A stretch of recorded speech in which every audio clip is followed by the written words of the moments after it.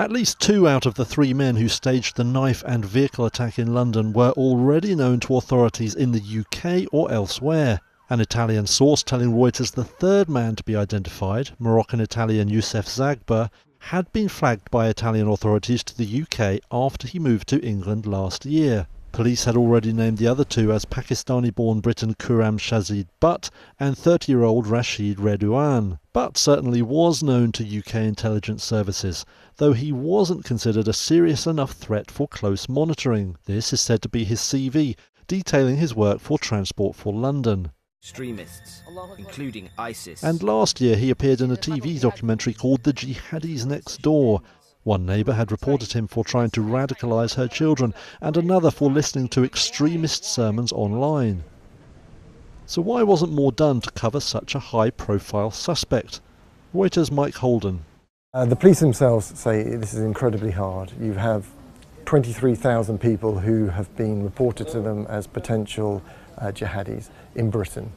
Of those, they say 3,000 pose a serious risk. It doesn't require a lot of planning, and so someone can put it together within weeks, and therefore it becomes much harder for the police and security services to thwart. Now security officials say they need a serious rethink regarding how to stop plots as simple and unpredictable as the ones in London and Manchester. At 3 p.m. on Saturday, Butt was asking where he could hire a vehicle. By 11, the deed was done. The police have thwarted 18 plots since 2013 and moved incredibly quickly at London Bridge. Within 8 minutes of the first call, all 3 assailants were dead. But it's Britain's 3rd attack in 3 months, all of them involving people already on the police or MI5 radar. That puts the police and Prime Minister Theresa May under mounting pressure. Critics of Theresa May would say you've cut policing. A lot of the intelligence that leads to the intelligence services and the police finding out who may be at risk comes from neighbourhood policing, comes from having officers out on the street, talking to people in the local communities. With Britons due to vote in a general election on Thursday, security has shot to the top of the political agenda. Police, politicians and the public all wondering if more could have been done. You're watching Reuters TV. Here are your top stories. Trump gets involved in the fight that split the Arab world. British police name the 3rd London Bridge attacker. Hype versus reality on China's Silk Road. This is Reuters Now.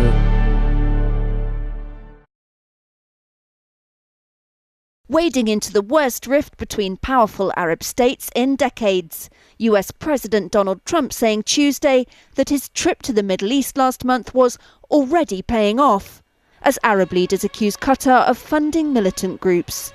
His blunt remarks on Twitter suggesting that the anti-Islamist speech he gave in Riyadh in May inspired Arab powers to cut diplomatic ties and suspend flights to Qatar. US officials in Washington, though, telling Reuters they were blindsided by Saudi Arabia's coordinated move against Doha. Egypt, Bahrain and the United Arab Emirates immediately followed suit. People panic buying in Doha on Tuesday. Videos posted on social media showing empty shelves and shoppers stocking up.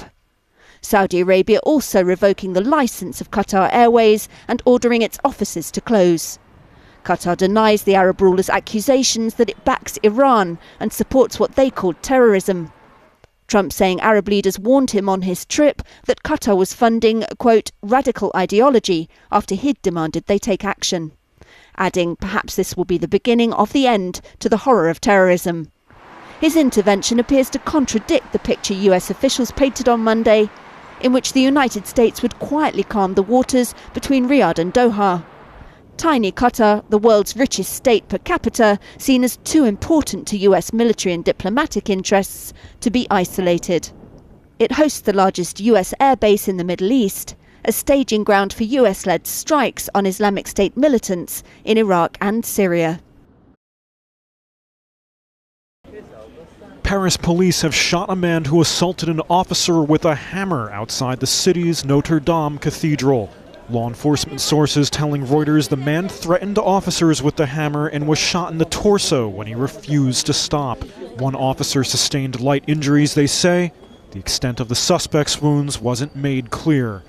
France's interior minister says the suspect shouted, "This is for Syria." During the incident, the country's counterterrorism office has already opened an investigation.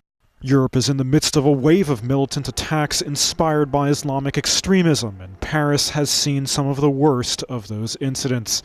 Tuesday's attack taking place at one of the city's top tourism spots. It comes just days after militants staged a knife and vehicle attack in London.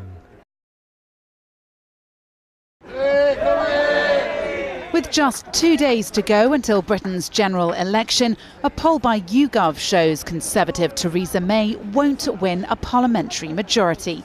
Tuesday's survey shows the Prime Minister on track to secure 304 seats. That's 22 short of the 326 she would need to govern alone. The opposition Labour Party likely to win 266 seats, according to YouGov's model, that down from 268 on Monday. A poll on Monday night by Survation for ITV showed the Conservative Party lead narrowing to just 1 point. When the Prime Minister called the snap election, her advantage stood at 20 points. Though it's worth remembering how wildly inaccurate the pollsters were for the 2015 general election. Brexit was meant to be the focal point of this campaign, but after 3 militant attacks in 3 months, that's been completely overshadowed. Security is now dominating the agenda. Theresa May is facing criticism for her role in overseeing a drop of 20,000 in the number of police officers in England and Wales. Thanks very much, Neil. But the PM hitting back, saying that her rival, Labour's Jeremy Corbyn, voted against anti-terrorism legislation. Bill Cosby's primary accuser taking the stand Tuesday, former Temple University employee Andrea Constand testifying with harrowing details that the comedian drugged and sexually assaulted her in 2004. Constand described Cosby as a mentor, someone she trusted. One night he allegedly gave her what he said were herbal pills. Then, she told the court, she felt frozen. He then groped and molested her as she couldn't move, adding, quote, "I wanted it to stop." Reuters legal correspondent Joseph Zaghba was at the courthouse Tuesday. This was a big moment in the Bill Cosby scandal. This was the first time they've been face-to-face in a long time since all this broke. And while she was describing to jurors what she said happened at his home on his couch, he was shaking his head, he was putting his hand over his forehead, he was whispering to his attorneys, but he was clearly registering that he disagreed with her testimony. Constand mostly kept it together. She didn't cry much that I saw. Her voice quavered at times, but she was a pretty strong witness in terms of kind of her demeanor. She told the story. She didn't get too emotional. And even during cross-examination, when the defense was going after her fairly hard, she didn't crack at all. This was the dramatic moment that everyone had been looking for when this trial began. She's clearly the hinge on which the outcome of the trial is going to turn. And so it was a pretty dramatic moment. When she took the stand, she walked into the courtroom, there was a lot of murmuring. And when she first began to talk about her relationship with Cosby, people in the audience were riveted. Dozens of women have accused Cosby of sexually assaulting them under similar circumstances in a series of attacks dating back to the 1960s. Cosby, who his lawyers say is legally blind, is not expected to testify, though he has denied allegations against him. 20-year-old Michelle Carter of Plainville, Massachusetts, waiving her right to a jury this week in an unusual trial over whether she drove her high school boyfriend to suicide. In text messages, Carter, who was 17 at the time, told Conrad Roy, quote, "You need to just do it." When Roy expressed second thoughts, Carter encouraged her boyfriend to get back into his truck, where authorities later found his body and the vehicle filled with carbon monoxide. Prosecutors say the text messages and phone calls made before and during the suicide prove that Carter persuaded Roy to kill himself. Carter's lawyer argues the text messages are protected free speech. Her decision to forego the right to a jury means members of her community will not get to decide her fate. The case will now be tried by the judge. Carter is charged with involuntary manslaughter and faces up to 20 years in prison if convicted.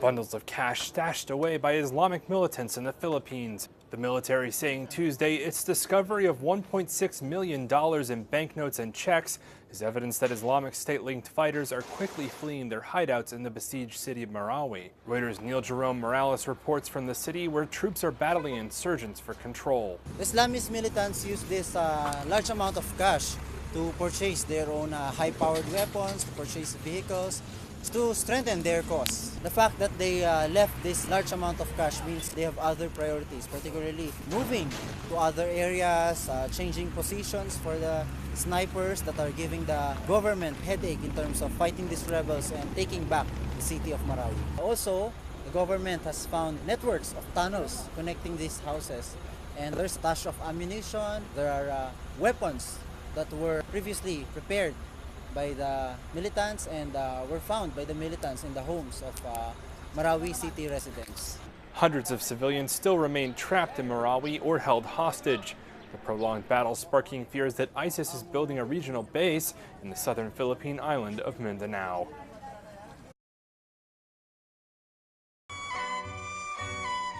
It's been billed as a showpiece of Beijing's signature Belt and Road project, a center for global trade and infrastructure. But for many investors, the city of Horgosh on the China-Kazakhstan border is coming up short.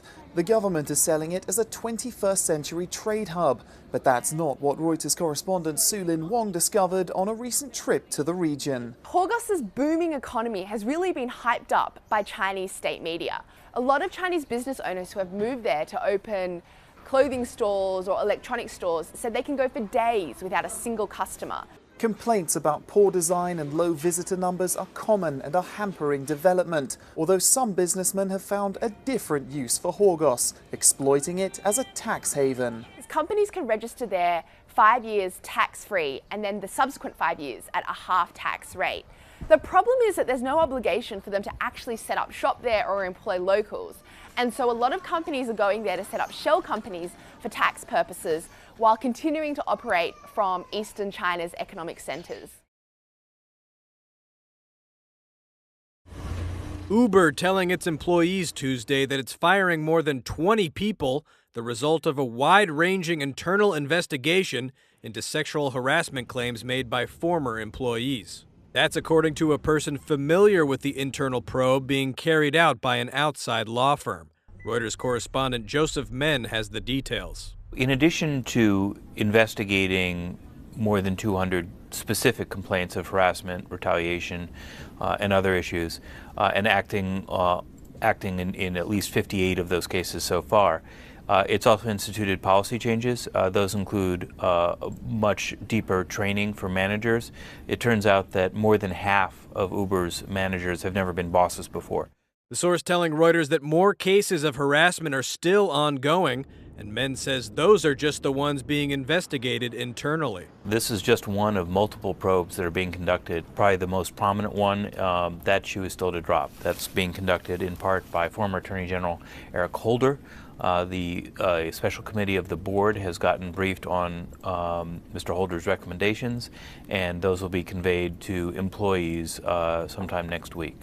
Aside from Tuesday's terminations, Uber's had a lot of executive turnover. The company's seeking a COO, a CFO, and other senior leaders. Uber is also embroiled in significant civil litigation with Google's Waymo over accusations a former Uber executive stole trade secrets related to its self-driving car technology. Uber's got a lot going on, and it's going to continue to be a distraction for some time to come. "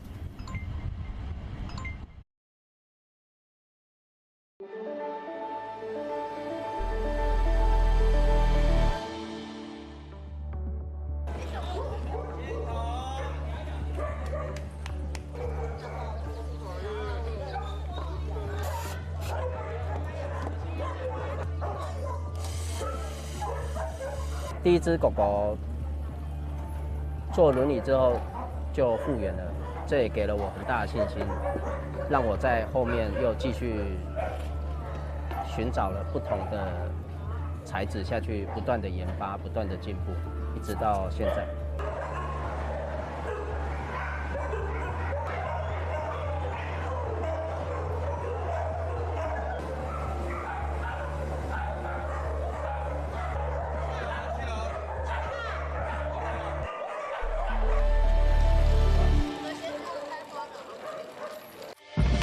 You're up to date. Check back later as stories develop.